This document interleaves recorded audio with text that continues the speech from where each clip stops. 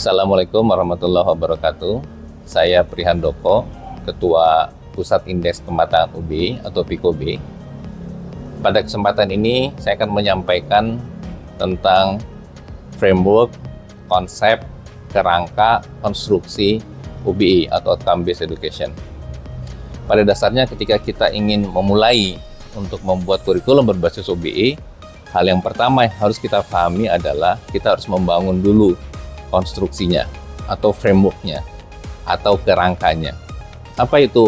Pertama, kita merumuskan dulu outcome-nya dengan melibatkan dunia industri, pemangku kepentingan, alumni, pengguna lulusan, dan dikaitkan dengan visi misi universitas atau perguruan tinggi. Kita rumuskan sejumlah profil lulusan atau graduate attributes atau graduate profile. Profil lulusan ini harus sesuai dengan tuntutan kebutuhan dunia industri. Sehingga kita berharap nanti atribut yang dimiliki oleh setiap lulusan kita memang comply dengan, relevan dengan tuntutan industri. Rekomendasi kami untuk S1, profil lulusan itu antara 3 sampai 5 jumlahnya. Dan mohon diperhatikan, dia harus memuat aspek hard skill dan juga aspek soft skill. Setelah merumuskan profil lulusan, kita membuat CPL, capaian pembelajar lulusan, yang itu menjadi indikator kemampuan yang akan dimiliki oleh setiap lulusan, sejak dia masuk kuliah sampai dia lulus. Dari profil lulusan CPL, kita turunkan ke CPMK, capaian pembelajaran mata kuliah, yang itu nanti akan dilaksanakan proses pembelajaran di kelas, dengan target memenuhi CPMK tersebut. Nah, jadi inilah outcome yang harus kita rumuskan di awal, mulai profil lulusan, CPL, dan CPMK. Yang kemudian ketiga outcome ini kita tuangkan dalam RPS.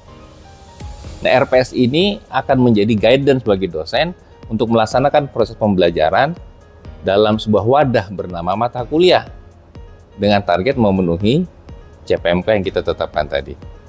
Nah, jadi alur penyusunan OB harus berbasiskan perumusan outcome dulu. Profil lulusan, CPL, CPMK, yang kemudian itu dituangkan di RPS untuk dilaksanakan di dalam kelas.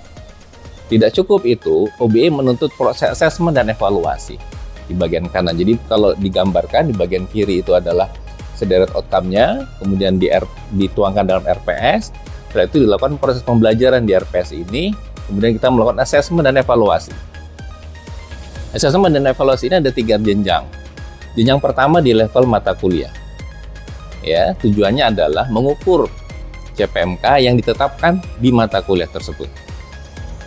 Setelah itu, naik ke jenjang kedua, mengukur ketercapaian CPL di tingkat program studi.